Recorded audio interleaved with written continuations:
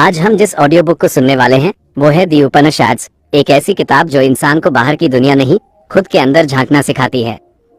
इस पूरी audio book में हम आसान भाषा में समझेंगे कि मन कैसे काम करता है, डर क्यों पैदा होता है, अहंकार इंसान को कैसे फंसाता है और इंसान अपनी सोच को कंट्रोल करना कैसे सीख सकता है। यह कोई धर्म की बात नहीं है, ना ही पूजा या विश्वास की। यह ऑडियो बुक है सेल्फ अंडरस्टैंडिंग, कॉन्शियसनेस और रियल लाइफ विजडम की। इस पूरे ऑडियो बुक को 11 अध्यायों में बांटा गया है और हर अध्याय में एक ऐसा सच बताया जाएगा जो तुम्हारी सोच को धीरे धीरे बदल देगा।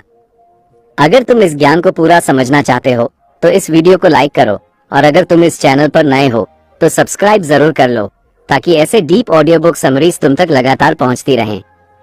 अब चलिए अध्याय 1 से शुरुआत करते हैं। अध्याय 1 उपनिषद क्या नहीं है, वो भ्रम जो पहले तोड़ना जरूरी है। उपनिषदों को समझने से पहले सबसे जरूरी काम यह है कि उनके बारे में बनी हुई गलत धारणाओं को तोड़ा जाए। ज्यादातर लोग उपनिषद का नाम सुनते ही उसे धर्म से जोड़ देते हैं। कुछ लोग उसे पूजा पाठ की किताब मान लेते हैं, कुछ को लगता है कि यह सिर्फ साधु संतों के लिए है, और कुछ लोग डर जाते हैं ये सोचकर कि यह बहुत कठिन है और आम इंसान के बस की बात नहीं। उपनिषदों के साथ यही सबसे बड़ी समस्या है कि उन्हें समझने से पहले ही उन्हें गलत खांचे में बंद कर दिया गया है। अगर यह भ्रम नहीं टूटा तो आगे का पूरा ज्ञान सिर्फ शब्द बनकर रह जाएगा। उपनिषद सबसे पहले यह नहीं सिखाते कि क्या मानना है, बल्कि यह सिखाते हैं कि जो अब तक माना गया है उस पर सवाल कैसे किया जाए। यही कारण है कि उपनिषद धर्म ग्रंथ नहीं है। धर्म एक व्यवस्था बनाता है, नियम तय करता है और सही गलत की सीमाएं खींचता है। उपनिषद किसी व्यवस्था को नहीं मानते, वे किसी नियम का पालन करवाने नहीं आए। वे यह नहीं कहते कि ऐसा करो तो अच्छा इंसान बन जाओगे और ऐसा नहीं किया तो पाप लगेगा। उपनिषद सीधे इंसान के भीतर उतरते हैं और उससे पूछते हैं कि तुम जो खुद को समझते हो क्या वो सच में वही है। उपनिषद पूजा की किताब भी नहीं है। इनमें मंदिर, मस्जिद, चर्च या किसी स्थान की महिमा नहीं बताई जाती। इनमें किसी मूर्ति या प्रतीक की अनिवार्यता नहीं है। जो लोग उपनिषद को पूजा पाठ से जोड़ते हैं वे उसके उद्देश्य को ही उल्टा समझ लेते हैं। पूजा एक बाहरी क्रिया है जबकि उपनिषद पूरी तरह भीतरी यात्रा है। उपनिषद कहते हैं कि अगर भीतर अज्ञान है तो बाहर की हर पूजा खोखली है, और अगर भीतर समझ है तो किसी बाहरी सहारे की जरूरत नहीं। एक और बड़ा भ्रम यह है कि उपनिषद बहुत कठिन है और आम इंसान के लिए नहीं है। ये भ्रम भाषा के कारण पैदा हुआ है। प्राचीन काल में जिन शब्दों का प्रयोग हुआ वे आज की भाषा से अलग हैं, लेकिन विचार कठिन नहीं है। विचार बहुत सीधे हैं। समस्या यह है कि इंसान सीधी बात सुनना नहीं चाहता, वो जटिलता में खुद को सुरक्षित महसूस करता है। उपनिषद सीधे कहते हैं कि तुम जो खुद को मानते हो वही तुम्हारी सबसे बड़ी भूल है। ये बात सुनना आसान नहीं, इसलिए लोग कहते हैं कि उपनिषद कठिन है। उपनिषद किसी भगवान को बाहर नहीं बैठाते। ये बात बहुत लोगों को असहज करती है। यहाँ कोई ऐसा ईश्वर नहीं है जो आसमान में बैठा दंड दे या इनाम बांटे। उपनिषद ईश्वर को एक विचार नहीं बल्कि अनुभव कहते हैं, और अनुभव किसी दूसरे से उधार नहीं लिया जा सकता। यही कारण है कि उपनिषद किसी पर विश्वास करने को नहीं कहते बल्कि खुद जानने पर जोर देते हैं। उपनिषद नैतिकता की किताब भी नहीं है। वे यह नहीं बताते कि यह अच्छा है और यह बुरा है। वे यह नहीं सिखाते कि समाज में कैसे अच्छा दिखना है। उपनिषद इस दिखावे में बिल्कुल रुचि नहीं रखते। उनका सवाल नैतिक नहीं बल्कि अस्तित्व से जुड़ा है। उनका सवाल यह नहीं है कि तुम अच्छे इंसान हो या बुरे इंसान। उनका सवाल यह है कि तुम सच में हो कौन। एक और भ्रम यह है कि उपनिषद जीवन से दूर ले जाते हैं। बहुत से लोग सोचते हैं कि यह ज्ञान इंसान को संसार से काट देता है।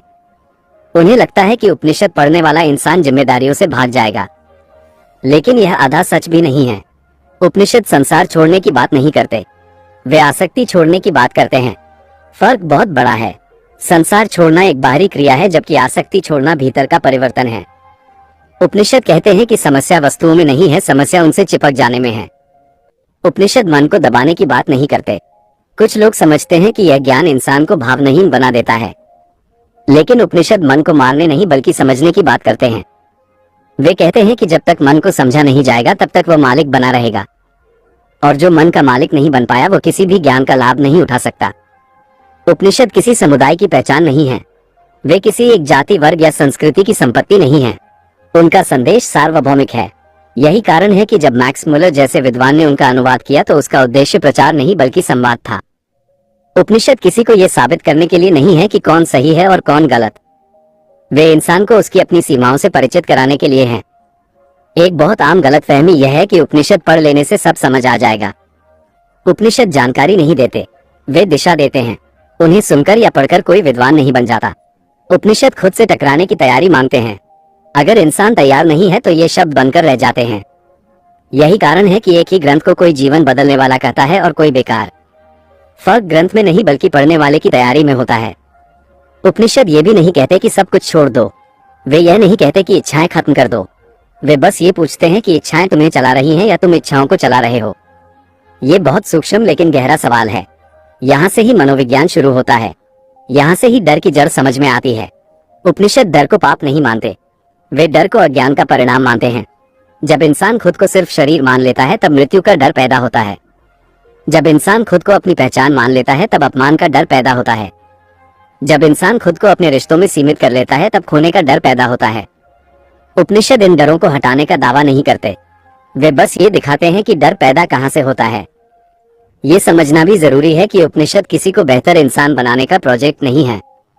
वे किसी सुधार अभियान का हिस्सा नहीं है। वे इंसान को आईना दिखाते हैं और आईना देखने के बाद क्या करना है ये हर इंसान पर छोड़ देते हैं। यही उनकी ईमानदारी है। जब ये स्पष्ट हो जाता है कि उपनिषद क्या नहीं है तब पहली बार उनके असली स्वर को सुना जा सकता है।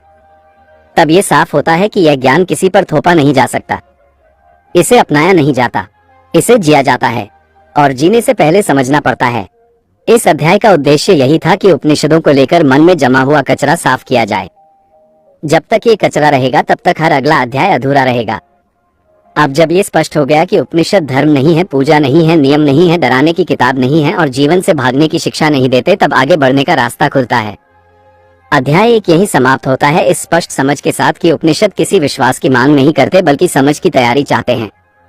आगे के अध्यायों में अब हम ये देखने के लिए तैयार हैं कि यह ज्ञान वास्तव में इंसान को क्या दिखाना चाहता है और क्यों ये सवाल आज भी उतना ही प्रासंगिक है जितना हजारों साल पहले था। अध्याय 2 मैं कौन हूँ?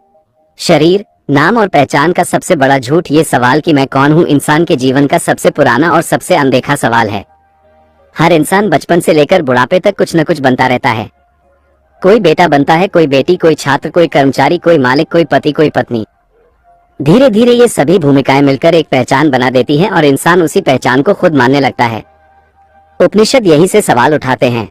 वे पूछते हैं कि क्या तुम वही हो जो तुमने खुद को मान लिया है या फिर तुम कुछ और हो जिसे तुमने कभी देखा ही नहीं। अधिकांश लोग जब अपने आप से पूछते हैं मैं कौन हूं तो उनका पहला उत्तर होता है मैं ये शरीर हूं। यह उत्तर इतना स्वाभाविक लगता है कि इस पर कभी संदेह ही नहीं किया जाता। हम आईने में शरीर को देखते हैं, उसी से अपनी उम्र आंकते हैं, उसी से अपनी सुंदरता या कमजोरी तय करते हैं।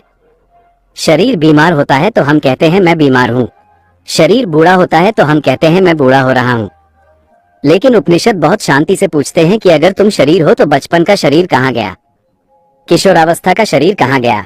हर कुछ साल में शरीर बदलता रहा लेकिन तुम्हें भीतर से हमेशा यह एहसास रहा कि मैं वही हूँ। अगर शरीर बदल गया और फिर भी मैं बना रहा तो क्या मैं शरीर हो सकता हूँ? शरीर को पहचान मान लेने की समस्या यह है कि शरीर अस्थायी है। जो अस्थायी है उस पर आधारित पहचान हमेशा डर पैदा करेगी। यही कारण है कि इंसान मृत्यु से डरता है। अगर तुम खुद को शरीर मानते हो तो शरीर के खत्म होते ही तुम भी खत्म हो जाओगे।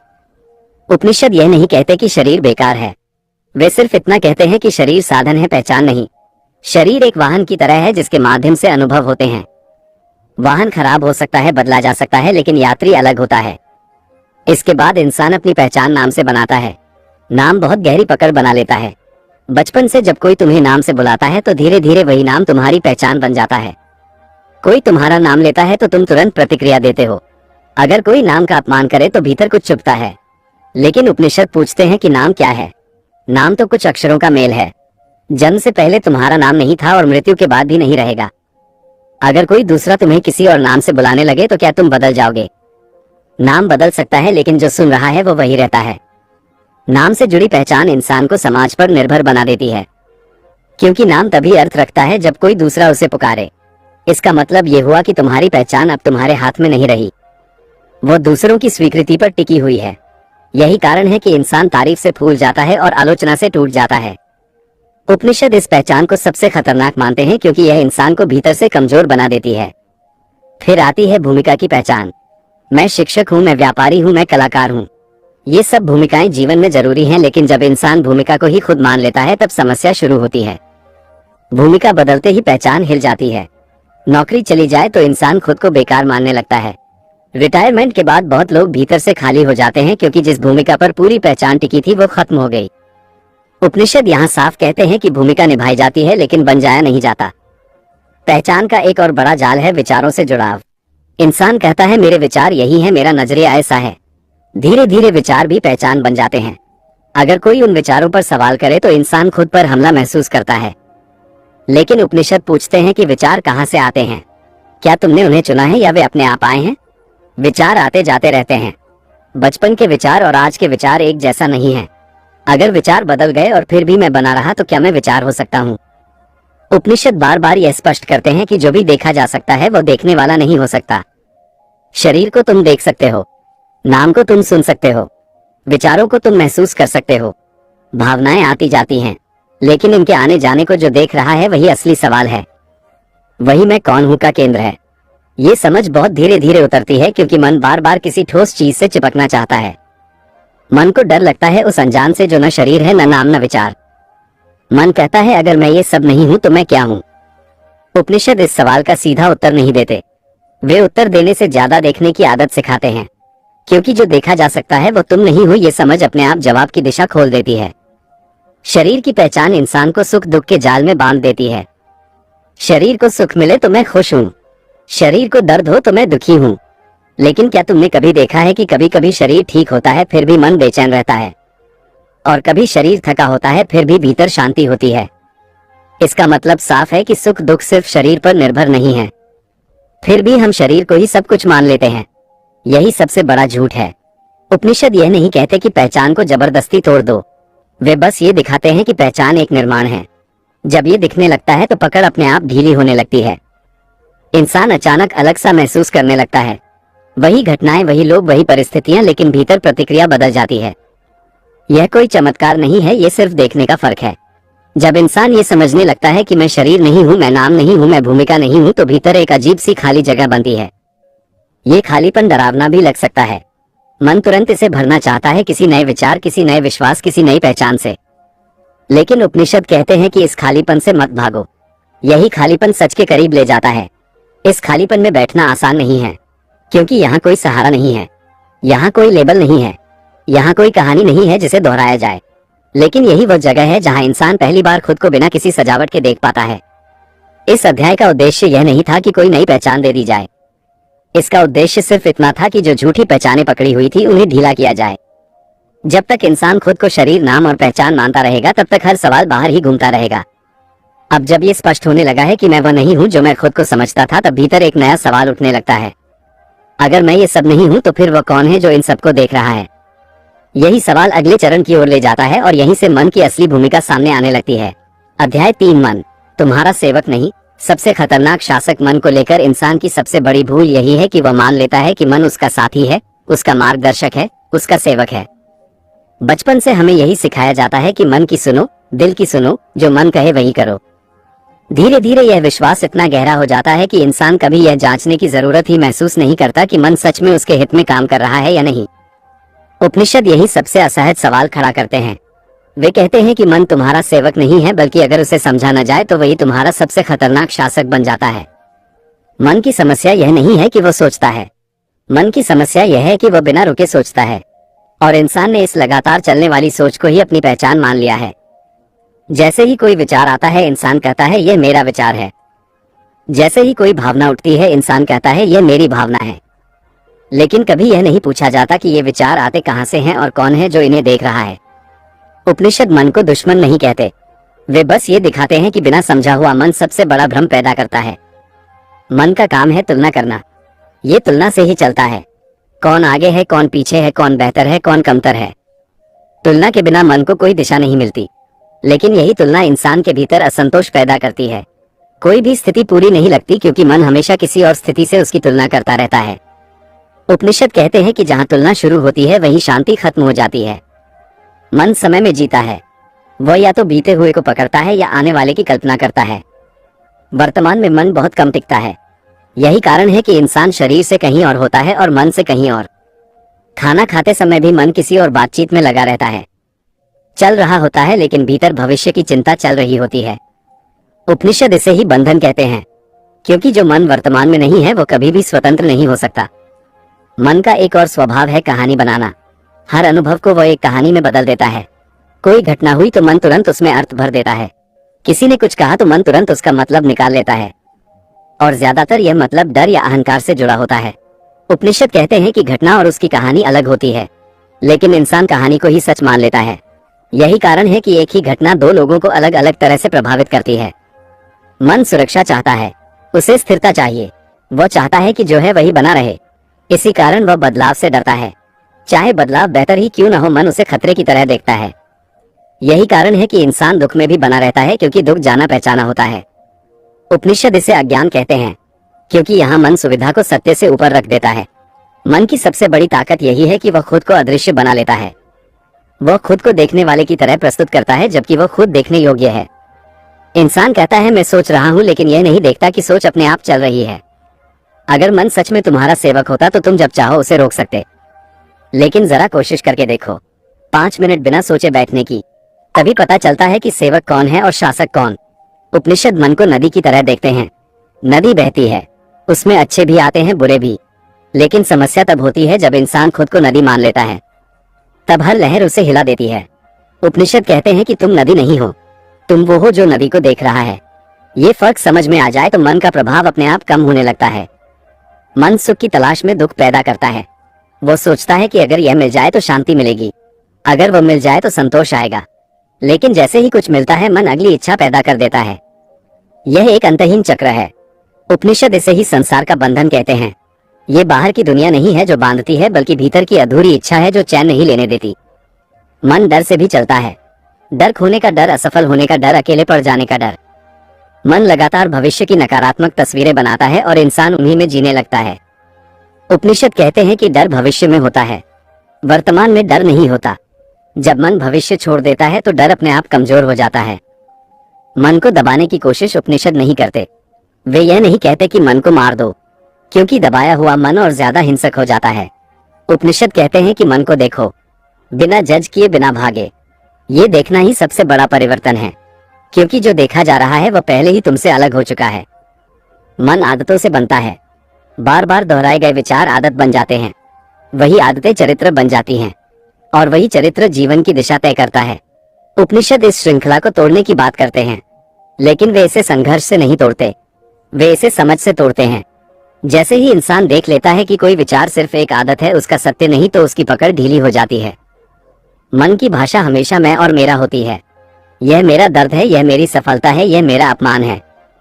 यही भाषा अहंकार को जन्म देती है। उपनिषद मन और अहंकार को अलग नहीं मानते। अहंकार मन की ही एक संरचना है। जब मन खुद को केंद्र मान लेता है तब अहंकार पैदा होता है। मन कभी संतुष्ट नहीं होता। अगर वह संतुष्ट हो गया तो उसका अस्तित्व खतरे में पड़ जाएगा। इसलिए वो हमेशा किसी न किसी कमी को ढूंढ लेता है। उपनिषद कहते हैं कि संतोष मन की अवस्था नहीं है। संतोष उस जगह से आता है जहां मन शांत हो जाता है। मन ज्ञान को भी हथियार बना सकता है। कोई व्यक्ति बहुत कुछ पढ़ लेता है, सुन लेता है, और फिर वही ज्ञान अहंकार का साधन बन जाता है। वह खुद को दूसरों से ऊपर समझने लगता है। उपनिषद इसे सबसे सूक्ष्म जाल मानते हैं, क्योंकि यहाँ अज्ञान ज्ञान के वेश में छिप जाता है। मन के नियंत्रण का अर्थ मन को कैद करना नहीं है, इसका अर्थ है मन को उसकी जगह दिखाना। जब मन ये समझ लेता है कि वह मालिक नहीं है, तो वह स्वाभाविक रूप से शांत होने लगता है। ये शांति थोपी हुई नहीं होती, ये समझ से पैदा होती है। मन हमेशा बाहरी सहारे खोजता है, कोई व्यक्ति, कोई विचार, कोई आदर्श, कोई गुरु। उपनिषद कहते हैं कि सहारा तब तक जरूरी है जब तक देखने की शक्ति नहीं जगी, लेकिन सहारे से चिपक जाना भी एक नया बंधन बन जाता है। जब इंसान पहली बार मन को देखने लगता है तो उसे यह एहसास होता है कि जिंदगी कितनी देर से ऑटोमेटिक मोड में चल रही थी। वही प्रतिक्रियाएं, वही भावनाएं, वही सोच। यह एहसास असहज होता है, लेकिन यही जागरूकता की शुरुआत है। मन का अंत उपनिषद नहीं बताते, वे मन से मुक्ति की बात करते हैं। मुक्ति का अर्थ मन का खत्म होना नहीं है, मुक्ति का अर्थ मन से दूरी है। जैसे कोई शोर चलता रहे लेकिन वो तुम्हें परेशान न करे। इस अध्याय में मन को दुश्मन की तरह नहीं, बल्कि एक शक्ति की तरह देखा गया। शक्ति जो समझ में आ जाए तो साधन बन जाती है, और न समझ में आए तो शासक। जब ये स्पष्ट हो जाता है कि मन तुम्हारा सेवक नहीं बल्कि अब तक शासक बना हुआ था, तब भीतर एक गहरी चुप्पी पैदा होती है। इसी चुप्पी में आगे का रास्ता खुलता है।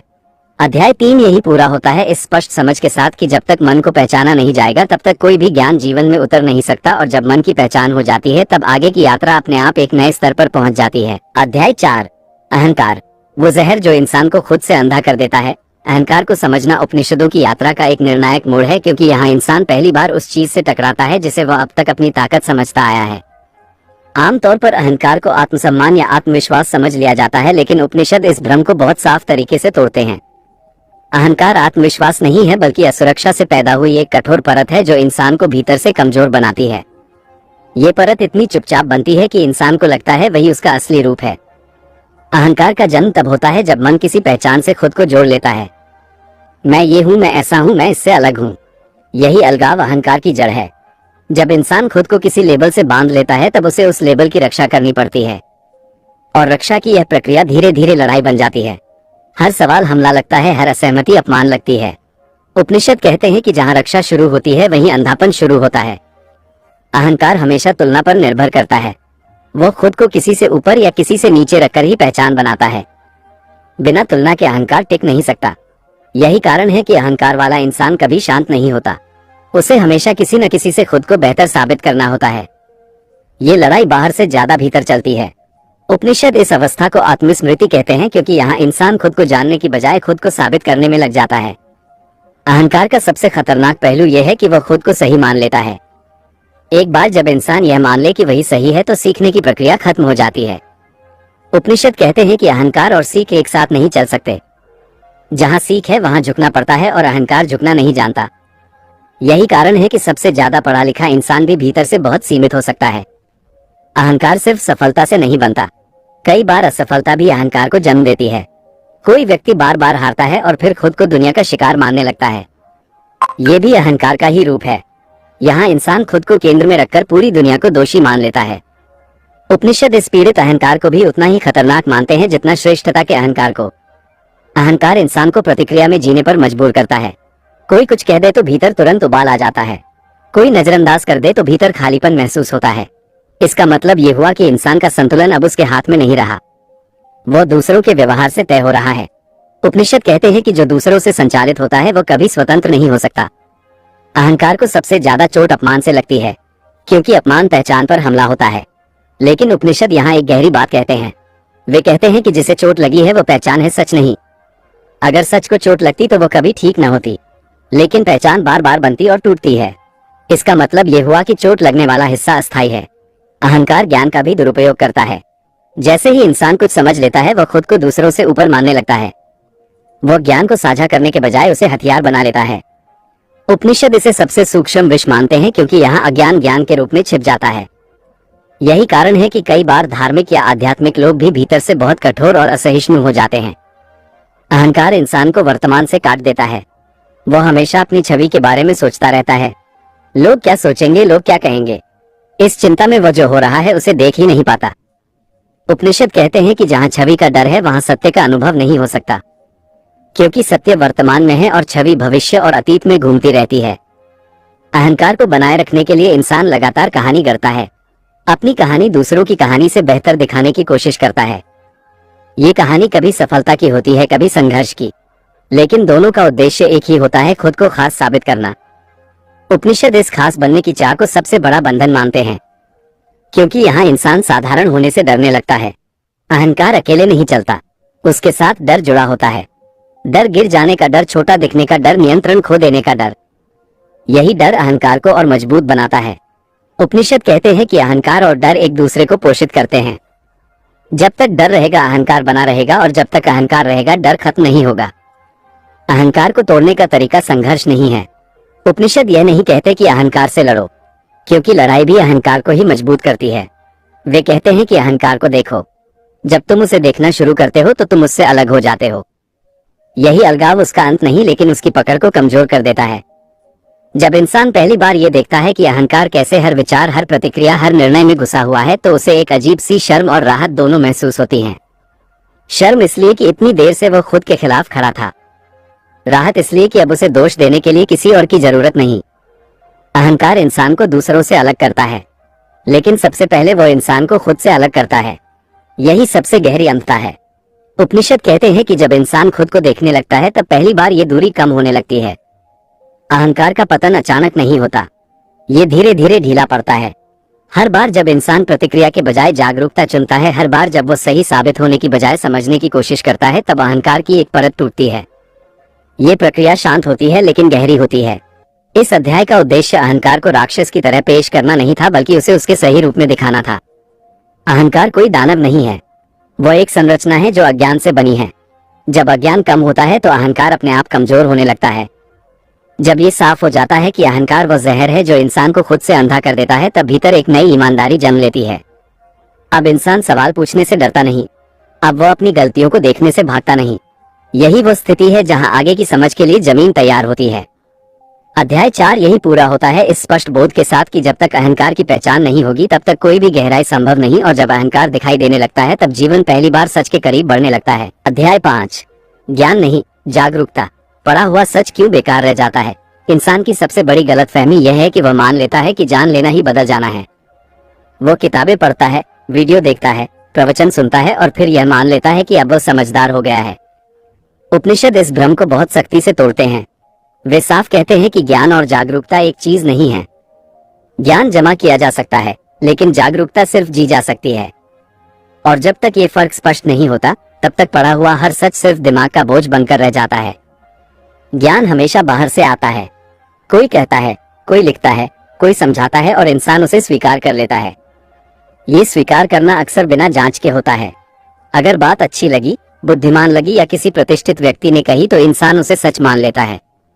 लेकिन उपनिषद कहते हैं कि उधार का सच कभी मुक्त नहीं करता, वो सिर्फ विचार बदलता है, जीवन नहीं। जागरूकता भीतर से पैदा होती है, उसे कोई दे नहीं सकता। वो तब जन्म लेती है जब इंसान खुद को देखना शुरू करता है, अपने विचारों को, अपनी प्रतिक्रियाओं को, अपने डर और इच्छाओं को बिना सजावट के देखता है। ये देखना ही जागरूकता है। यहाँ कोई सिद्धांत नहीं होता, कोई मान्यता नहीं होती, सिर्फ स्पष्ट देखना होता है। यही कारण है कि बहुत पढ़ा लिखा इंसान भी भीतर से उतना ही उलझा हुआ हो सकता है जितना अनपढ़, क्योंकि उसने ज्ञान तो इकट्ठा किया है लेकिन खुद को देखने की आदत नहीं डाली। वो जानता है कि क्रोध गलत है, फिर भी क्रोध करता है। वो जानता है कि लालच नुकसानदायक है, फिर भी लालच छोड़ नहीं पाता। उपनिषद कहते हैं कि यह विरोधाभास ज्ञान की नहीं, जागरूकता की कमी का परिणाम है। ज्ञान अहंकार को पोषित कर सकता है। जैसे जैसे इंसान जानता है वैसे वैसे वह खुद को दूसरों से अलग और ऊपर मानने लगता है। वो सोचता है कि मैं समझदार हूँ, मैं जानता हूँ। ये जानना ही सबसे बड़ा जाल बन जाता है। उपनिषद इसे बहुत सूक्ष्म अंधापन मानते हैं, क्योंकि यहाँ इंसान को लगता है कि वह जाग गया है जबकि वह सिर्फ सूचनाओं से भरा हुआ है। जागरूकता अहंकार को कमजोर करती है, क्योंकि जब इंसान सच में देखता है तो उसे अपनी सीमाएं साफ दिखने लगती हैं। वो यह मानने लगता है कि मुझे सब कुछ नहीं पता। यही विनम्रता जागरूकता की पहचान है। यहाँ कोई दावा नहीं होता, कोई प्रदर्शन नहीं होता। ज्ञान भविष्य के लिए होता है। इंसान सोचता है कि यह जान लूंगा तो बाद में बदल जाऊंगा। जागरूकता वर्तमान में होती है, वह अभी और यही देखती है। यही कारण है कि जागरूकता परिवर्तन लाती है और ज्ञान सिर्फ आशा देता है। उपनिषद ये भी बताते हैं कि ज्ञान स्मृति पर निर्भर करता है। जो याद है वही ज्ञान है, लेकिन स्मृति अतीत है और अतीत कभी जीवित नहीं होता। जागरूकता स्मृति पर निर्भर नहीं करती, वह हर क्षण नई होती है। वह पुराने निष्कर्षों से बंधी नहीं होती। इंसान अक्सर यह कहता है कि मुझे पता है लेकिन फिर भी मैं ऐसा करता हूँ। यह वाक्य ही साबित करता है कि पता होना पर्याप्त नहीं है। अगर सच में देखा गया होता तो वही दोहराया नहीं जाता। उपनिषद कहते हैं कि जो देखा गया है वो बदल देता है, जो सिर्फ समझा गया है वो दोहराया जाता है। ज्ञान इंसान को सही और गलत के खांचे में बांट देता है। वो चीजों को लेबल करने लगता है, यह अच्छा है, ये बुरा है। लेकिन जागरूकता लेबल नहीं लगाती, वह बस देखती है, और कई बार सिर्फ देखना ही समस्या को कमजोर कर देता है। उपनिषद बार बार चेतावनी देते हैं कि शास्त्र भी बंधन बन सकते हैं, शब्द भी जंजीर बन सकते हैं। अगर इंसान शब्दों से चिपक जाए और अनुभव से दूर हो जाए तो ज्ञान भी अज्ञान बन जाता है। यही कारण है कि उपनिषद खुद को अंतिम सत्य के रूप में पेश नहीं करते। वे रास्ता दिखाते हैं, मंजिल नहीं बनते। जागरूकता किसी अभ्यास की तरह नहीं आती, वह किसी विधि से हासिल नहीं होती। वो तब प्रकट होती है जब इंसान ईमानदारी से देखना शुरू करता है, बिना बचाव के, बिना तर्क के, बिना सही साबित होने की चाह के। ये देखना आसान नहीं है, क्योंकि इसमें इंसान को खुद के भ्रम टूटे हुए देखने पड़ते हैं। ज्ञान सुरक्षा देता है, वो कहता है कि मुझे पता है। जागरूकता असुरक्षा में ले जाती है, क्योंकि यहाँ कुछ पकड़ा हुआ नहीं होता, लेकिन इसी असुरक्षा में आजादी छिपी होती है। उपनिषद कहते हैं कि जो पकड़ा हुआ है वही बोझ है। ज्ञान साझा किया जा सकता है, जागरूकता नहीं। यही कारण है कि जागरूक व्यक्ति कम बोलता है। वो उपदेश नहीं देता, वो जानता है कि शब्द सिर्फ इशारा कर सकते हैं, अनुभव नहीं दे सकते। जब इंसान ज्ञान से थक जाता है तब वो पहली बार जागरूकता की ओर मुड़ता है। जब उसे यह एहसास होता है कि पढ़ना, सुनना और मानना उसे बदल नहीं पा रहा, तब भीतर एक नई ईमानदारी पैदा होती है। यही ईमानदारी अगली यात्रा की शुरुआत बनती है। इस अध्याय का उद्देश्य ये दिखाना था कि पढ़ा हुआ सच क्यों अक्सर बेकार रह जाता है। इसलिए नहीं कि वह गलत है, बल्कि इसलिए कि उसे जिया नहीं गया। जब ये स्पष्ट हो जाता है कि ज्ञान और जागरूकता के बीच कितना गहरा फर्क है, तब इंसान भीतर से तैयार होने लगता है अगले चरण के लिए। क्योंकि अब सवाल यह नहीं रहता कि मुझे और क्या जानना है, बल्कि यह बन जाता है कि मैं जो जान चुका हूँ उसे देख कैसे रहा हूँ। यही प्रश्न आगे की यात्रा को और गहरा करने वाला है। अध्याय 6, मौन की ताकत। जहाँ से असली नियंत्रण शुरू होता है। इंसान आमतौर पर मौन को कमजोरी समझता है। उसे लगता है कि जो बोल रहा है वही मौजूद है और जो चुप है वह या तो डरपोक है या खाली। लेकिन उपनिषद इस सोच को उल्टा कर देते हैं। वे कहते हैं कि असली शक्ति शोर में नहीं, मौन में छिपी होती है। क्योंकि शोर हमेशा प्रतिक्रिया से पैदा होता है और मौन समझ से। और जहाँ समझ है वहीं से नियंत्रण की शुरुआत होती है। आज की दुनिया शोर से भरी हुई है। बाहर का शोर और उससे भी ज्यादा भीतर का शोर, विचारों का शोर, भावनाओं का शोर, इच्छाओं का शोर। इंसान दिन भर कुछ न कुछ सोचता रहता है। कभी बीते हुए पर पछतावा, कभी आने वाले की चिंता। यही लगातार चलने वाला शोर इंसान को थका देता है। उपनिषद कहते हैं कि थकान शरीर की नहीं होती, थकान मन की होती है। और मन का शोर तब तक बंद नहीं होता जब तक इंसान मौन का अर्थ नहीं समझता। मौन का मतलब चुप रहना नहीं है। ये बहुत जरूरी है समझना। बहुत लोग बोलना बंद कर देते हैं, लेकिन भीतर शोर चलता रहता है। यह मौन नहीं है, ये सिर्फ बाहरी चुप्पी है। उपनिषद जिस मौन की बात करते हैं वह भीतर का मौन है। वह अवस्था जहाँ विचार आते हैं लेकिन पकड़ नहीं बनाते, जहाँ आवाजें सुनाई देती हैं लेकिन प्रतिक्रिया नहीं होती। मौन डरावना लगता है क्योंकि इसमें इंसान खुद से अकेला हो जाता है। शोर एक तरह का बचाव है। जब तक कुछ चलता रहता है तब तक इंसान को खुद से मिलने की जरूरत नहीं पड़ती। लेकिन जैसे ही शोर रुकता है, भीतर जमा हुआ सब सामने आने लगता है। उपनिषद कहते हैं कि यही वह क्षण है जहाँ ज्यादातर लोग पीछे हट जाते हैं, क्योंकि सच से सामना हमेशा असहज होता है। मौन नियंत्रण देता है क्योंकि मौन में प्रतिक्रिया रुक जाती है। जब इंसान तुरंत जवाब नहीं देता, तुरंत प्रतिक्रिया नहीं करता, तभी वह पहली बार अपने व्यवहार को देख पाता है। यही देखने की जगह नियंत्रण की शुरुआत है। जो व्यक्ति हर समय प्रतिक्रिया में जीता है, वह कभी नियंत्रण में नहीं होता। वह परिस्थितियों का गुलाम बन जाता है। उपनिषद कहते हैं कि मौन में ही सत्य सुनाई देता है। शोर में सिर्फ विचार गूंजते हैं। यही कारण है कि गहरी समझ शब्दों से नहीं आती, वह भीतर उतरती है। कई बार बिना किसी विचार के अचानक कोई बात साफ हो जाती है। ये स्पष्टता मौन से आती है, तर्क से नहीं। मौन अहंकार को कमजोर करता है। अहंकार को खुद को साबित करने के लिए बोलना पड़ता है, उसे अपनी मौजूदगी दिखानी होती है। मौन में अहंकार असहज हो जाता है क्योंकि वहां कोई मंच नहीं होता, कोई श्रोता नहीं होता। इसलिए उपनिषद मौन को अहंकार की सबसे बड़ी परीक्षा मानते हैं। मौन डर को भी उजागर करता है। जब इंसान चुप बैठता है तो वह देखता है कि भीतर कितनी बेचैनी है। ये बेचैनी डर से पैदा होती है। डर कुछ खो देने का, अकेले पड़ जाने का, खाली हो जाने का। उपनिषद कहते हैं कि जब तक डर देखा नहीं जाएगा तब तक वो नियंत्रित नहीं होगा। और डर को देखने के लिए मौन जरूरी है। मौन का अर्थ दुनिया से भागना नहीं है। ये बहुत आम गलतफहमी है।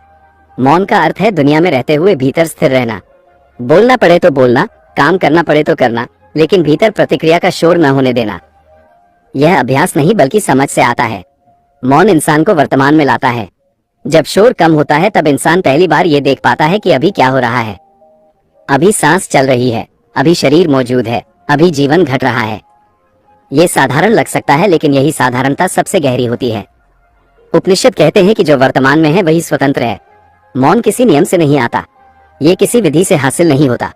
इसे जबरदस्ती लाने की कोशिश ही शोर बन जाती है। मौन तब प्रकट होता है जब इंसान ये देख लेता है कि शोर किस काम का नहीं है। जब शोर अपनी व्यर्थता खुद उजागर कर देता है तब वह अपने आप ढीला पड़ने लगता है। मौन इंसान को सुनना सिखाता है, केवल दूसरों की बात नहीं बल्कि खुद के भीतर उठने वाली हर चीज को। जब इंसान सुनने लगता है तब वो तुरंत प्रतिक्रिया नहीं करता। यही ठहराव बुद्धिमत्ता को जन्म देता है। उपनिषद में कई जगह शब्दों की सीमा बताई गई है। कहा गया है कि जहाँ शब्द लौट आते हैं वहीं से सत्य की शुरुआत होती है।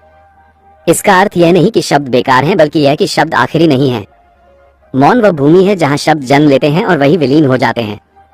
मौन में बैठने से जीवन की गति धीमी नहीं होती, बल्कि स्पष्ट हो जाती है। इंसान कम उलझता है, कम पछताता है, कम डरता है। निर्णय आसान हो जाते हैं क्योंकि उनमें शोर नहीं होता। मौन नियंत्रण इसलिए देता है क्योंकि इसमें इंसान पहली बार खुद को पकड़ने की कोशिश छोड़ देता है। वह बस होने देता है। और यही होने देना सबसे बड़ी समझ है। इस अध्याय का उद्देश्य मौन को किसी रहस्यमय चीज की तरह पेश करना नहीं था, बल्कि उसे उसके असली रूप में दिखाना था। मौन कोई पलायन नहीं है, मौन जागरूकता की गहराई है। जब ये स्पष्ट हो जाता है कि मौन से ही असली नियंत्रण शुरू होता है, तब इंसान बाहर की दुनिया को बदलने की बजाय भीतर की स्थिति को समझने लगता है। यही समझ आगे की यात्रा के लिए जमीन तैयार करती है। अध्याय 6 यही पूरा होता है इस बोध के साथ कि जहां शोर रुकता है वहीं से जीवन पहली बार अपने असली स्वर में सुनाई देना शुरू करता है। अध्याय 7 इच्छा और आसक्ति। सुख के पीछे छुपा हुआ दुख। इंसान की पूरी जिंदगी एक शब्द के इर्द गिर्द घूमती है और वो शब्द है सुख। वो जो कुछ भी करता है, जो निर्णय लेता है, जो संघर्ष करता है, उसके पीछे कहीं न कहीं सुख की तलाश छुपी होती है। बेहतर जीवन, बेहतर रिश्ते, बेहतर सम्मान, बेहतर सुरक्षा। लेकिन उपनिषद इस तलाश पर ही सबसे पहला सवाल खड़ा करते हैं। वे कहते हैं कि जिस सुख को तुम पकड़ना चाहते हो वही तुम्हारे दुख का कारण बन रहा है। और जब तक ये बात स्पष्ट नहीं होगी तब तक इंसान चाहकर भी शांत नहीं हो सकता। इच्छा अपने आप में कोई समस्या नहीं है। इच्छा जीवन को आगे बढ़ाती है। भूख न हो तो खाना नहीं बनेगा, जिज्ञासा न हो तो सीख नहीं होगी। लेकिन समस्या तब शुरू होती है जब इच्छा आसक्ति में बदल जाती है। इच्छा आती है और जाती है, आसक्ति टिक जाती है। इच्छा कहती है कि यह अच्छा होगा, आसक्ति कहती है कि इसके बिना मैं अधूरा हूँ। यही वह मोड़ है जहाँ सुख का पीछा दुख में बदल जाता है। इंसान अक्सर यह नहीं देख पाता कि उसकी ज्यादातर पीड़ा चीजों के न होने से नहीं बल्कि उनसे चिपक जाने से पैदा होती है। कोई वस्तु मिल गई तो डर शुरू हो जाता है कि कहीं चली न जाए। कोई रिश्ता बन गया तो डर शुरू हो जाता है कि कहीं टूट न जाए। उपनिषद कहते हैं कि जहाँ पकड़ है वहाँ डर अनिवार्य है, क्योंकि जो पकड़ा गया है वो छिन सकता है। आसक्ति हमेशा भविष्य में जीती है। वो कहती है जब यह मिल जाएगा तब सुख मिलेगा, या कहती है जब ये चला जाएगा तब मैं टूट जाऊंगा। इस तरह इंसान वर्तमान को कभी पूरी तरह जी ही नहीं पाता। उपनिषद कहते हैं कि जो वर्तमान से दूर है वो सुख को छू ही नहीं सकता, क्योंकि सुख किसी आने वाले क्षण में नहीं बल्कि अभी की स्थिति में छुपा होता है। इच्छा मन से पैदा होती है और मन तुलना से चलता है। कोई और बेहतर दिखा, किसी और के पास ज्यादा है, किसी और को ज्यादा सम्मान मिला। तुलना इच्छा को जन्म देती है और इच्छा आसक्ति में बदल जाती है। यही कारण है कि आधुनिक दुनिया में साधनों के बढ़ने के बावजूद असंतोष बढ़ता जा रहा है। उपनिषद इस असंतोष को बाहरी नहीं बल्कि भीतरी बीमारी मानते हैं। आसक्ति इंसान को स्वतंत्र नहीं रहने देती। वो कहती है कि मेरी खुशी इस पर निर्भर है। जैसे ही खुशी किसी बाहरी चीज पर निर्भर होती है इंसान गुलाम बन जाता है। उपनिषद इसे ही बंधन कहते हैं। बंधन का अर्थ जेल नहीं बल्कि निर्भरता है। इंसान अक्सर सोचता है कि आसक्ति प्यार है, लेकिन उपनिषद इस भ्रम को भी तोड़ते हैं। वे कहते हैं कि जहां डर है वहां प्रेम नहीं हो सकता, और जहां आसक्ति है वहां डर छुपा हुआ होता है। प्रेम स्वतंत्र करता है, आसक्ति बांधती है। ये फर्क बहुत सूक्ष्म है लेकिन बहुत गहरा है। सुख का पीछा करते करते इंसान ये भूल जाता है कि सुख कोई स्थायी अवस्था नहीं है। वह आता है और चला जाता है, लेकिन मन उसे स्थायी बनाना चाहता है। यही चाह दुख की जड़ बन जाती है। उपनिषद कहते हैं कि जो अस्थायी है उसे स्थायी मान लेना ही अज्ञान है। आसक्ति सिर्फ चीजों से नहीं होती, वह विचारों से भी होती है। अपने विचार सही लगते हैं, अपनी धारणाएं सच्ची लगती हैं। कोई उन पर सवाल करे तो भीतर अशांति होती है। ये भी आसक्ति ही है। यहाँ सुख सही साबित होने में छुपा होता है और दुख गलत साबित होने के डर में। उपनिषद यह नहीं कहते कि इच्छाएं खत्म कर दो, वे कहते हैं कि इच्छाओं को देखो। देखो कि कौन सी इच्छा जीवन को सहज बनाती है और कौन सी उसे संकुचित कर रही है। ये देखने से ही आसक्ति की पकड़ ढीली होने लगती है। जब इंसान ये देख लेता है कि हर बार जब उसे कुछ मिला तब थोड़ी देर का सुख आया और फिर अगली चाह पैदा हो गई, तब एक गहरी थकान जन्म लेती है। ये थकान नकारात्मक नहीं होती, ये समझ की शुरुआत होती है। यही वह बिंदु है जहां इंसान पहली बार पूछता है कि क्या सच में यही तरीका है खुश रहने का। आसक्ति इंसान को हमेशा अधूरा महसूस कराती है, क्योंकि जो मिला है वो कभी पर्याप्त नहीं लगता। उपनिषद कहते हैं कि पूर्णता बाहर नहीं है। जब तक इंसान भीतर की कमी को नहीं देखता तब तक बाहर कुछ भी उसे भर नहीं सकता। ये भी ध्यान देने वाली बात है कि दुख हमेशा असफलता से नहीं आता। कई बार दुख सफलता के बाद आता है, क्योंकि सफलता के साथ आसक्ति और बढ़ जाती है। अब खोने का डर भी बढ़ जाता है। यही कारण है कि बहुत सफल लोग भीतर से बहुत असुरक्षित होते हैं। उपनिषद सुख और दुख को विरोधी नहीं मानते, वे उन्हें एक ही सिक्के के दो पहलू मानते हैं। जहां एक है वहां दूसरा छुपा हुआ है। जब इंसान सिर्फ सुख को पकड़ना चाहता है तब वह अनजाने में दुख को भी पकड़ लेता है। आसक्ति को छोड़ना किसी त्याग का परिणाम नहीं है, ये समझ का परिणाम है। जब इंसान साफ देख लेता है कि यह पकड़ ही पीड़ा की जड़ है तब छोड़ना अपने आप घटता है। इसमें कोई हिंसा नहीं होती, कोई संघर्ष नहीं होता, जब आसक्ति ढीली पड़ती है तब जीवन फीका नहीं होता जैसा अक्सर डर होता है, बल्कि जीवन अधिक स्पष्ट और हल्का हो जाता है। चीजें वही रहती हैं, रिश्ते वही रहते हैं, लेकिन पकड़ कम हो जाती है। यही वो जगह है जहां इंसान पहली बार बिना डर के जीना शुरू करता है। इस अध्याय का उद्देश्य सुख को गलत ठहराना नहीं था, बल्कि सुख के पीछे छुपे हुए दुख को उजागर करना था। जब ये स्पष्ट हो जाता है कि आसक्ति ही पीड़ा का मूल है, तब भीतर एक नई समझ जन्म लेती है। यही समझ आगे के मार्ग को और गहरा बनाती है। अध्याय 7 यही पूरा होता है इस बोध के साथ कि जब इंसान सुख को पकड़ने की बजाय समझना शुरू करता है, तब दुख अपनी शक्ति खोने लगता है और जीवन पहली बार हल्का महसूस होने लगता है। अध्याय 8 कर्म का सच, सजा नहीं, जिम्मेदारी। कर्म को लेकर इंसान के मन में सबसे गहरी और सबसे गलत धारणा यह है कि कर्म कोई अदृश्य अदालत है जो ऊपर बैठकर अच्छे और बुरे कर्मों का हिसाब रखती है और समय आने पर सजा या इनाम देती है। बहुत से लोग अपने जीवन में जो कुछ भी घटता है उसे कर्म का फल कहकर स्वीकार कर लेते हैं और वहीं रुक जाते हैं। उपनिषद इस सोच को अधूरा ही नहीं बल्कि खतरनाक भी मानते हैं, क्योंकि जब कर्म को सिर्फ सजा या इनाम की व्यवस्था मान लिया जाता है, तब इंसान अपनी जिम्मेदारी से बच निकलता है। वो कह देता है कि जो हो रहा है वो मेरे पिछले कर्मों का फल है, और इस तरह वर्तमान में जागरूक होकर जीने की आवश्यकता ही खत्म हो जाती है। उपनिषद कर्म को भविष्य का डर नहीं बनाते, बल्कि वर्तमान की स्पष्टता बनाते हैं। वे कहते हैं कि कर्म कोई दैवी दंड व्यवस्था नहीं है, बल्कि कारण और परिणाम की एक स्वाभाविक प्रक्रिया है। जैसा बीज बोया जाता है वैसा ही वृक्ष उगता है। इसमें कोई नैतिक निर्णय नहीं छुपा है। यह कोई सजा नहीं है, बल्कि एक सीधा नियम है। अगर इंसान आग में हाथ डालेगा तो जलेगा। इसमें आग का कोई क्रोध नहीं है। इसी तरह अगर इंसान अज्ञान से भरे निर्णय लेता है तो उनके परिणाम भी उसी अज्ञान से पैदा होंगे। कर्म का सबसे गहरा अर्थ यह नहीं है कि अतीत में क्या किया गया, बल्कि यह है कि अभी किस स्थिति से कर्म किया जा रहा है। उपनिषद कहते हैं कि कर्म से ज्यादा महत्वपूर्ण है कर्म करने वाला। अगर कर्म डर से पैदा हुआ है तो उसका परिणाम डर ही होगा। अगर कर्म लालच से पैदा हुआ है तो परिणाम असंतोष होगा।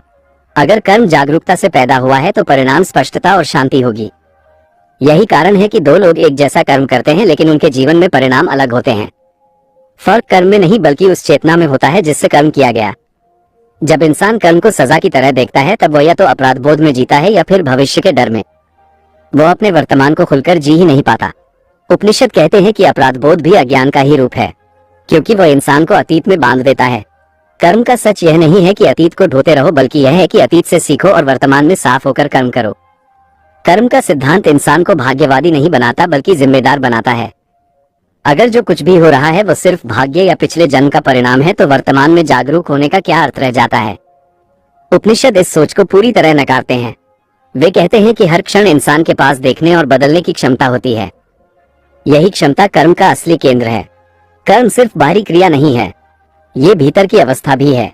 सोच भी कर्म है, प्रतिक्रिया भी कर्म है, इच्छा भी कर्म है। उपनिषद कर्म को इतना व्यापक मानते हैं कि हर क्षण उसमें शामिल हो जाता है। अगर मन अशांत है तो शांत दिखने वाला कर्म भी भीतर से अशांति पैदा करेगा, और अगर मन शांत है तो कठिन कर्म भी भीतर संतुलन बनाए रखेगा। बहुत लोग कर्म को एक नैतिक तराजू की तरह देखते हैं। अच्छे कर्म करो तो अच्छा मिलेगा, बुरे कर्म करो तो बुरा मिलेगा। उपनिषद इस सरल गणित को अधूरा मानते हैं। वे कहते हैं कि जीवन गणित नहीं है। कई बार अच्छे कर्म करने वाला भी कष्ट पाता है और बुरे कर्म करने वाला सुख में दिखता है। अगर कर्म को सिर्फ इनाम और सजा से जोड़ा जाए तो इंसान भ्रमित हो जाएगा। कर्म को समझने का अर्थ है प्रक्रिया को समझना, न कि तत्काल परिणाम को। कर्म की सबसे बड़ी जिम्मेदारी यह है कि इंसान अपने निर्णयों का मालिक बने। ये स्वीकार करे कि उसकी प्रतिक्रिया उसकी अपनी है। कोई भी परिस्थिति अपने आप में दुख या सुख नहीं लाती, प्रतिक्रिया दुख या सुख पैदा करती है। उपनिषद कहते हैं कि परिस्थिति और प्रतिक्रिया के बीच एक छोटा सा अंतर होता है। वही अंतर स्वतंत्रता है, वही अंतर कर्म की समझ है। जब इंसान ये देख लेता है कि वह हर क्षण प्रतिक्रिया में जी रहा है, तब पहली बार उसे कर्म की जंजीर दिखती है। वही पुरानी प्रतिक्रियाएं, वही आदतें, वही सोच। उपनिषद कहते हैं कि यही संस्कार हैं, और यही संस्कार भविष्य को आकार देते हैं। लेकिन ये भविष्य कोई दंड नहीं है, ये बस आदतों का विस्तार है। कर्म का बोझ तभी भारी लगता है जब इंसान खुद को कर्ता मान लेता है। मैं कर रहा हूँ, मेरे कारण हो रहा है, ये भाव अहंकार से जुड़ा है। उपनिषद कहते हैं कि कर्म तो घटता है, परिस्थितियों, शरीर, मन सब मिलकर कर्म को जन्म देते हैं। जब इंसान खुद को पूर्ण कर्ता मान लेता है तब वो परिणाम से बंध जाता है, लेकिन जब वो सिर्फ जिम्मेदारी लेता है तब वो परिणाम से सीखता है। जिम्मेदारी और अपराध बोध में बहुत फर्क है।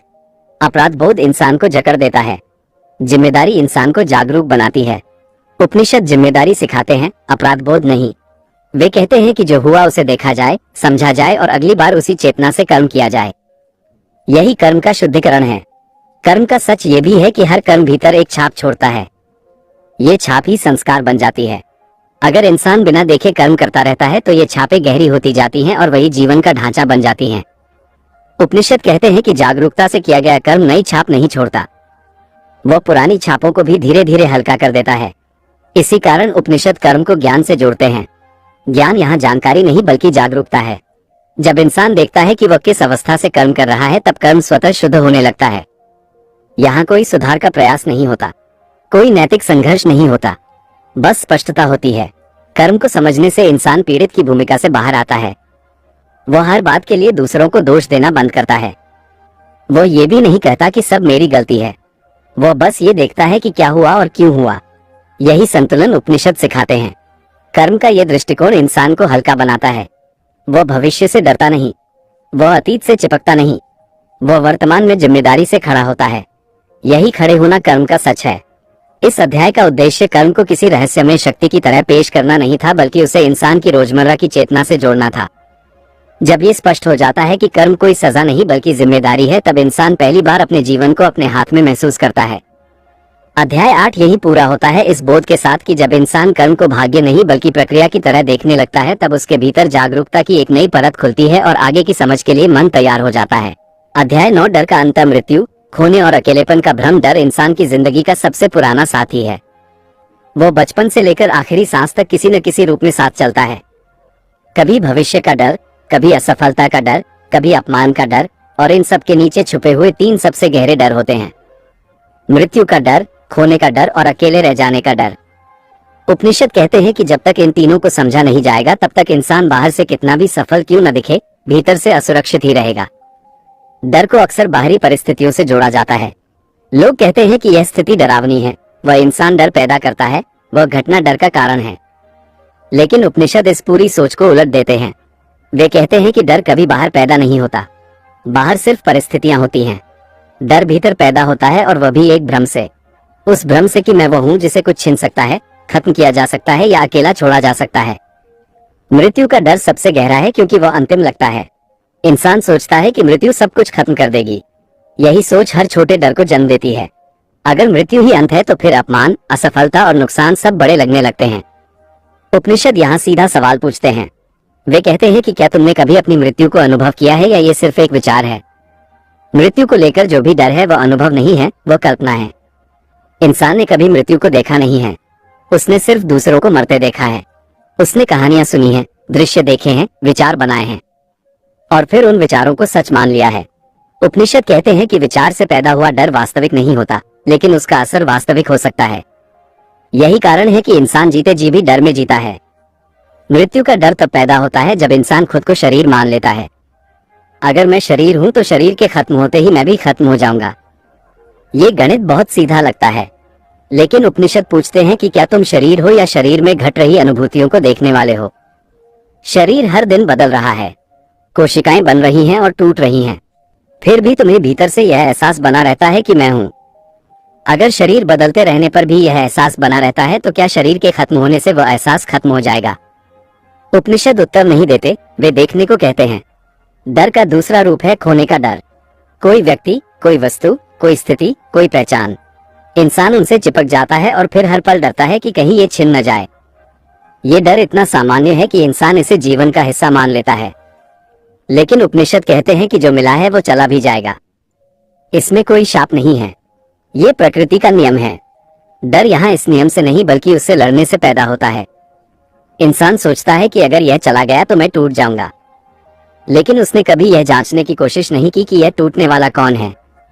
क्या सच में उसका अस्तित्व उस चीज पर टिका है या ये सिर्फ मन की आदत है? उपनिषद कहते हैं कि खोने का डर असल में पहचान खोने का डर है, क्योंकि इंसान ने अपनी पहचान उन चीजों से जोड़ ली है। अकेलेपन का डर भी इसी से जुड़ा हुआ है। इंसान भीड़ में भी अकेला महसूस कर सकता है और अकेले में भी पूरा। फर्क बाहरी स्थिति का नहीं है, फर्क भीतर की समझ का है। उपनिषद कहते हैं कि अकेलापन तब डरावना लगता है जब इंसान खुद के साथ रहना नहीं जानता। जब भीतर शोर होता है तब बाहर की चुप्पी असहनीय हो जाती है। अकेलेपन का डर समाज से पैदा होता है। इंसान को सिखाया जाता है कि अकेला होना असफलता है, हमेशा किसी न किसी के साथ रहना जरूरी है। लेकिन उपनिषद कहते हैं कि अकेलापन और एकांत अलग अलग हैं। अकेलापन कमी का एहसास है, एकांत पूर्णता का। डर अकेलेपन से है, एकांत से नहीं। डर का एक और पहलू है नियंत्रण खो देने का डर। इंसान चाहता है कि चीजें उसकी योजना के अनुसार चलें। जब कुछ अनियंत्रित होता है तो डर पैदा होता है।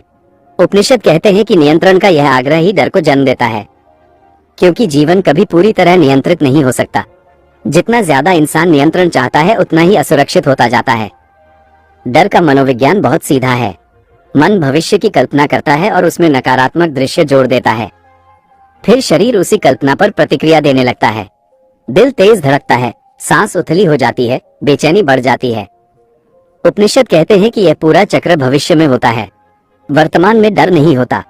अभी इस क्षण में सिर्फ सांस है, सिर्फ धड़कन है, सिर्फ होना है। डर वहां नहीं टिक सकता। उपनिषद डर को मिटाने की बात नहीं करते, वे डर को समझने की बात करते हैं, क्योंकि जिसे समझ लिया जाता है वह अपनी शक्ति खो देता है। जब इंसान देखता है कि डर एक विचार है, एक संभावना है, कोई वास्तविक घटना नहीं, तब डर ढीला पड़ने लगता है। डर को दबाने की कोशिश उसे और मजबूत करती है। ये बहुत लोग करते हैं। वे कहते हैं कि डरना गलत है, डर कमजोरी है, और फिर डर को छुपाने लगते हैं। उपनिषद कहते हैं कि डर को देखो, स्वीकार करो, लेकिन उसके अनुसार जियो मत। ये फर्क बहुत सूक्ष्म है लेकिन निर्णायक है। डर और अहंकार गहरे जुड़े हुए हैं। अहंकार कहता है कि मुझे सुरक्षित रहना चाहिए, मुझे बचाया जाना चाहिए, मुझे खोना नहीं चाहिए। उपनिषद कहते हैं कि जब अहंकार ढीला पड़ता है तब डर भी कमजोर होने लगता है, क्योंकि तब बचाने के लिए कोई कठोर पहचान नहीं रह जाती। मृत्यु के डर को समझने का एक तरीका उपनिषद देते हैं। वे कहते हैं कि हर रात गहरी नींद में शरीर है, मन है, लेकिन पहचान नहीं होती। फिर भी सुबह उठकर इंसान कहता है कि मैं अच्छी नींद सोया। अगर उस अवस्था में भी अस्तित्व बना रहा तो मृत्यु को लेकर डर किस आधार पर है? ये तर्क नहीं है, ये देखने का निमंत्रण है। डर इंसान को वर्तमान से काट देता है, वो हमेशा आने वाले नुकसान में जीता है। उपनिषद कहते हैं कि जो वर्तमान में है वो भयमुक्त है, क्योंकि वर्तमान में कुछ खोया नहीं जा सकता। खोने की संभावना हमेशा भविष्य में होती है। जब इंसान ये देख लेता है कि डर एक भ्रम है जो गलत पहचान से पैदा हुआ है, तब डर अचानक गायब नहीं होता, लेकिन उसकी पकड़ ढीली होने लगती है। अब डर निर्णय नहीं करता, अब डर सिर्फ एक संकेत बन जाता है जिसे देखा जा सकता है। डर के बिना जीवन लापरवाह नहीं हो जाता जैसा अक्सर सोचा जाता है, बल्कि जीवन अधिक स्पष्ट हो जाता है। इंसान जोखिम समझकर लेता है, मजबूरी में नहीं। वह भागता नहीं, वह देखता है। इस अध्याय का उद्देश्य डर को नकारना नहीं था, बल्कि उसे उसकी जड़ तक ले जाना था। जब ये स्पष्ट हो जाता है कि मृत्यु, खोने और अकेलेपन का डर वास्तविक नहीं बल्कि पहचान का भ्रम है, तब इंसान पहली बार हल्का महसूस करता है। अध्याय 9 यही पूरा होता है इस स्पष्ट बोध के साथ कि जब डर समझ में आ जाता है तब वो जीवन का शासक नहीं रह जाता और आगे की यात्रा एक गहरे भरोसे के साथ आगे बढ़ने लगती है। अध्याय 10 मुक्ति कोई जादू नहीं। इसी दुनिया में स्वतंत्र कैसे बने? मुक्ति शब्द सुनते ही इंसान के मन में एक रहस्यमय चित्र बन जाता है। उसे लगता है कि मुक्ति कोई असाधारण अवस्था है जहाँ पहुँचने के लिए सब कुछ छोड़ना पड़ता है, परिवार, काम, इच्छाएं, पहचान, दुनिया।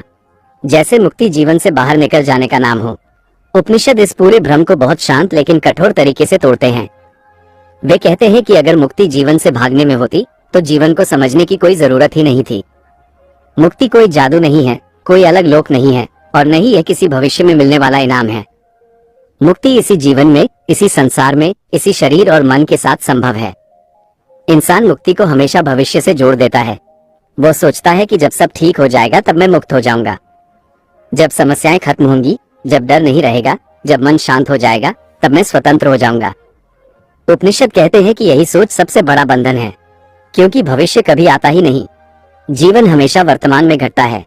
जो स्वतंत्रता भविष्य पर टिकी है वो कभी वास्तविक नहीं हो सकती। मुक्ति का अर्थ यह नहीं है कि दुख खत्म हो जाएगा। ये बात बहुत साफ समझनी जरूरी है। उपनिषद कोई झूठा आश्वासन नहीं देते। वे यह नहीं कहते कि मुक्त इंसान को कोई पीड़ा नहीं होती। वे कहते हैं कि मुक्त इंसान पीड़ा से बंधा नहीं होता। फर्क बहुत सूक्ष्म है लेकिन निर्णायक है। पीड़ा आती है, महसूस होती है, लेकिन पहचान नहीं बनती, वो स्थायी नहीं बनती। बंधन हमेशा पकड़ से पैदा होता है। किसी अनुभव को पकड़ लेना, किसी भावना को पकड़ लेना, किसी स्थिति को स्थायी मान लेना। इंसान सोचता है कि यह सुख हमेशा रहना चाहिए या ये दुख कभी नहीं आना चाहिए। यही चाप बंधन बन जाती है। उपनिषद कहते हैं कि जब अनुभव आते जाते हैं और इंसान उन्हें आने जाने देता है, तभी स्वतंत्रता जन्म लेती है। मुक्ति का सबसे बड़ा भ्रम यह है कि इसे अहंकार हासिल करेगा। इंसान सोचता है कि मैं मुक्त हो जाऊंगा, मैं उस अवस्था तक पहुंच जाऊंगा। लेकिन उपनिषद कहते हैं कि अहंकार और मुक्ति एक साथ नहीं रह सकते, क्योंकि अहंकार हमेशा कुछ पाने की कोशिश करता है और मुक्ति पाने की चीज नहीं है। मुक्ति समझ की अवस्था है। जब पकड़ छूटती है तब मुक्ति अपने आप प्रकट होती है। बहुत लोग सोचते हैं कि मुक्ति का मतलब इच्छाओं का अंत है, लेकिन उपनिषद इच्छाओं को दुश्मन नहीं मानते, वे आसक्ति को समस्या मानते हैं। इच्छा आना स्वाभाविक है, लेकिन इच्छा से अपनी पहचान बना लेना बंधन है। मुक्त इंसान में भी इच्छाएं उठती हैं, लेकिन वे उसे चलाती नहीं हैं। वो उन्हें देखता है, समझता है और जरूरत हो तो कार्य करता है। मुक्ति का अर्थ समाज से कट जाना नहीं है। ये बहुत आम गलतफहमी है। उपनिषद स्पष्ट कहते हैं कि संसार छोड़ना कोई उपलब्धि नहीं है।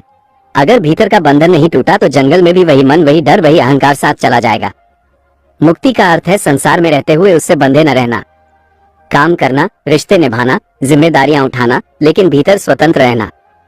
मुक्ति की पहचान यही है कि इंसान परिस्थितियों का गुलाम नहीं रहता। सुख आए तो वो बढ़ता नहीं है, दुख आए तो वो टूटता नहीं है, प्रशंसा मिले तो फूलता नहीं है, आलोचना मिले तो बिखरता नहीं है। इसका मतलब यह नहीं कि उसे कुछ महसूस नहीं होता, बल्कि इसका मतलब यह है कि जो महसूस होता है वो उसकी पहचान नहीं बनता। उपनिषद कहते हैं कि बंधन की जड़ अज्ञान है। अज्ञान का अर्थ जानकारी की कमी नहीं है। अज्ञान का अर्थ है खुद को गलत मान लेना। जब इंसान खुद को शरीर, नाम, भूमिका, विचार और भावनाओं तक सीमित कर लेता है तब वो बंध जाता है। मुक्ति तब शुरू होती है जब ये सीमाएं ढीली पड़ने लगती हैं। मुक्ति का एक बड़ा संकेत है जिम्मेदारी। मुक्त इंसान जीवन के लिए दूसरों को दोष नहीं देता। वो ये भी नहीं कहता कि सब मेरी गलती है। वो बस ये देखता है कि क्या हो रहा है और उसमें मेरी भूमिका क्या है। ये स्पष्टता उसे हल्का बना देती है। मुक्ति नियंत्रण नहीं देती, लेकिन स्पष्टता देती है।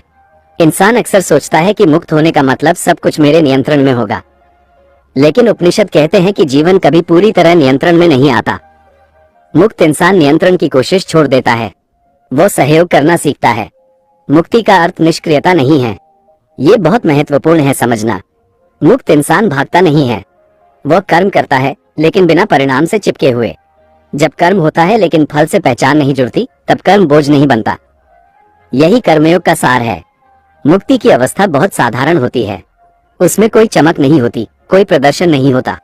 यही कारण है कि अहंकार को वह आकर्षक नहीं लगती। मुक्त इंसान विशेष दिखने की कोशिश नहीं करता, वह बस सहज होता है। उपनिषद कहते हैं कि मुक्ति का अनुभव शब्दों में नहीं बांधा जा सकता, लेकिन उसके प्रभाव देखे जा सकते हैं। जीवन में हल्कापन आता है, प्रतिक्रियाएं कम होती हैं, समझ बढ़ती है, डर की पकड़ ढीली होती है। मुक्ति का मतलब ये भी नहीं है कि मन पूरी तरह शांत हो जाएगा। मन अपनी प्रकृति के अनुसार चलता रहेगा। फर्क बस इतना होगा कि मन मालिक नहीं रहेगा, वह एक साधन बन जाएगा। यही वास्तविक स्वतंत्रता है। जब इंसान ये देख लेता है कि मुक्ति कोई दूर की मंजिल नहीं है, बल्कि देखने के तरीके का बदलाव है, तब भीतर एक गहरी राहत आती है। अब भागना नहीं है, पाना नहीं है, साबित नहीं करना है, बस देखना है और जीना है। इस अध्याय का उद्देश्य मुक्ति को रहस्यमय बनाने के बजाय उसे धरातल पर लाना था। ये दिखाना था कि स्वतंत्रता कोई जादुई उपलब्धि नहीं है, बल्कि समझ का स्वाभाविक परिणाम है। जब ये समझ स्पष्ट हो जाती है कि बंधन बाहर नहीं बल्कि भीतर की पकड़ में है, तब इंसान पहली बार जीवन को बिना डर के जीने की संभावना को महसूस करता है। अध्याय 10 यही पूरा होता है इस स्पष्ट बोध के साथ कि मुक्ति किसी और दुनिया में नहीं बल्कि इसी दुनिया में जागरूक होकर जीने से प्रकट होती है। अध्याय 11 जो जान गया वो अलग हो गया। देखने का नया नजरिया। इस पूरे सफर के बाद अब सवाल यह नहीं रह जाता कि उपनिषद क्या कहते हैं, बल्कि यह बन जाता है कि जो समझ में आया उसने देखने का तरीका कितना बदल दिया। क्योंकि उपनिषदों का उद्देश्य किसी निष्कर्ष तक पहुंचाना नहीं है, उनका उद्देश्य निष्कर्षों से आजाद करना है। जो इंसान इस यात्रा में सच में उतरता है उसके साथ कोई चमत्कार नहीं होता, कोई आकाशीय अनुभव नहीं होता, लेकिन कुछ बहुत सूक्ष्म और गहरा घटता है। उसका देखने का नजरिया बदल जाता है, और जब नजरिया बदलता है तो वही दुनिया अलग दिखाई देने लगती है। जो जान गया वो अलग इसलिए नहीं हो जाता कि वह खुद को दूसरों से ऊपर मानने लगता है, वह अलग इसलिए हो जाता है क्योंकि वह अब भीड़ की तरह नहीं देखता। भीड़ प्रतिक्रिया में जीती है, भीड़ डर से चलती है, भीड़ मान्यताओं से बंधी होती है। जो जान गया वो देखता है कि ज्यादातर इंसान अपने मन की आदतों के अनुसार जी रहे हैं, वही इच्छाएं, वही डर, वही संघर्ष। और ये देखने से उसके भीतर न घृणा पैदा होती है, न श्रेष्ठता, बल्कि एक गहरी स्पष्टता पैदा होती है। पहले इंसान घटनाओं में उलझा रहता है, अब वो देखता है कि घटना से ज्यादा महत्वपूर्ण उसकी प्रतिक्रिया है। पहले वो लोगों से लड़ता था, अब वो देखता है कि असली संघर्ष भीतर चल रहा है। पहले वो परिस्थितियों को दोष देता था, अब वो देखता है कि परिस्थितियां बस दर्पण हैं, ये बदलाव किसी उपदेश से नहीं आता, ये देखने से आता है। जो जान गया उसके लिए सुख और दुख गायब नहीं हो जाते। फर्क बस इतना होता है कि वे अब जीवन के मालिक नहीं रहते।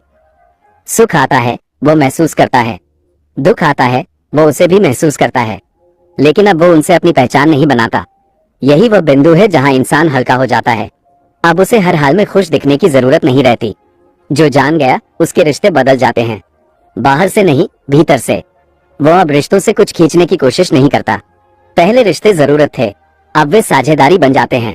पहले वो चाहता था कि सामने वाला उसे समझे, अब वो खुद को देखने लगती है कि वो किस उम्मीद से जुड़ा हुआ है। इससे रिश्तों में कम बोझ और ज्यादा सच्चाई आती है। जो जान गया वो अकेलेपन से नहीं डरता, क्योंकि अब वो खुद के साथ रहना जानता है। इसका यह मतलब नहीं कि उसे किसी की जरूरत नहीं रहती, बल्कि इसका मतलब यह होता है कि उसकी जरूरत डर से पैदा नहीं होती। वो साथ चाहता है लेकिन निर्भर नहीं होता। यही स्वतंत्रता है। जो जान गया उसके लिए जीवन कोई समस्या नहीं रह जाता जिसे हल करना हो। जीवन एक प्रक्रिया बन जाता है जिसे समझना है। हर दिन कुछ नया दिखाता है, हर अनुभव कुछ सिखाता है। यहाँ सीख किताबों से नहीं आती बल्कि देखने से आती है। जो जान गया उसके निर्णय बदल जाते हैं। पहले वो डर से निर्णय लेता था, अब वो स्पष्टता से लेता है। पहले वो सही गलत की चिंता करता था, अब वो देखता है कि क्या आवश्यक है। यह नैतिकता से परे की समझ है। यहाँ कोई नियम नहीं होता, सिर्फ जागरूकता होती है। जो जान गया उसके लिए सफलता और असफलता का अर्थ बदल जाता है। सफलता अब अहंकार का भोजन नहीं बनती, असफलता अब आत्मग्लानि का कारण नहीं बनती। दोनों अनुभव बन जाते हैं, उपयोगी अनुभव। जो जान गया वो दूसरों को बदलने की कोशिश नहीं करता। पहले उसे लगता था कि अगर लोग बदल जाएं तो सब ठीक हो जाएगा। अब वो देखता है कि बदलाव भीतर से ही संभव है। वो उदाहरण बनता है, प्रचारक नहीं। जो जान गया उसके भीतर एक गहरी शांति होती है, लेकिन ये शांति जमी हुई नहीं होती, ये जीवित होती है। इसमें हंसी भी होती है, गंभीरता भी। इसमें सवाल भी होते हैं, स्वीकार भी। इस बिंदु पर उपनिषद कोई नई बात नहीं जोड़ते, वे चुप हो जाते हैं, क्योंकि यहाँ शब्द काम के नहीं रहते। यहाँ सिर्फ देखना बचता है। इस पूरे ऑडियो बुक का उद्देश्य तुम्हें किसी निष्कर्ष तक पहुंचाना नहीं था। इसका उद्देश्य तुम्हें निष्कर्षों से बाहर निकालना था। अगर इस यात्रा के बाद तुम थोड़ा कम प्रतिक्रिया करते हो, थोड़ा ज्यादा देखते हो, थोड़ी कम पकड़ रखते हो, तो समझ लेना कि कुछ घटा है। अगर तुम्हें लगा कि यह ज्ञान कठिन था, तो ये संकेत है कि तुमने उसे सिर्फ सुना। अगर तुम्हें लगा कि यह ज्ञान असहज था, तो ये संकेत है कि उसने तुम्हें छुआ। और अगर तुम्हें लगा कि यह ज्ञान चुप करा देता है, तो ये संकेत है कि वह भीतर उतर रहा है। अब सवाल यह नहीं है कि आगे क्या करना है, सवाल यह है कि अब कैसे देखना है, क्योंकि देखने का तरीका बदलते ही जीवन अपने आप बदलने लगता है। अगर तुम यहाँ तक पूरा सुन पाए हो तो ये साधारण बात नहीं है। इसका मतलब है कि तुम सिर्फ मनोरंजन नहीं ढूंढ रहे थे, तुम समझ ढूंढ रहे थे, और यह बहुत कम लोग करते हैं। इसके लिए तुम्हारी सराहना बनती है। अगर यह ऑडियो बुक तुम्हें सोचने पर मजबूर कर पाया, अगर इसने तुम्हारे भीतर कोई सवाल जगा दिया, तो इस वीडियो को लाइक करना मत भूलना। ये सिर्फ एक क्लिक नहीं है, ये संकेत है कि यह सामग्री तुम्हारे भीतर कहीं उतरी है। और अगर तुम्हें लगता है कि ऐसे विचार और ऐसे गहरे ऑडियो बुक समरीज और भी सुनने चाहिए, तो चैनल को सब्सक्राइब जरूर कर लो। यहाँ कंटेंट हल्का नहीं है, लेकिन सच्चा है। और अगर तुम्हें लगता है कि यह किसी और के लिए भी जरूरी हो सकता है, तो इसे शेयर करना भी मत भूलना। इस पूरी यात्रा में यहाँ तक पहुँचना ही अपने आप में एक उपलब्धि है, क्योंकि ज्यादातर लोग बीच में ही लौट जाते हैं। तुम रुके रहे, तुमने सुना, तुमने देखा, और यही शुरुआत है। अध्याय 11 यही समाप्त होता है, इस स्पष्ट समझ के साथ कि जो जान गया वो दुनिया से अलग नहीं हुआ, बल्कि उसने दुनिया को देखने का तरीका बदल लिया।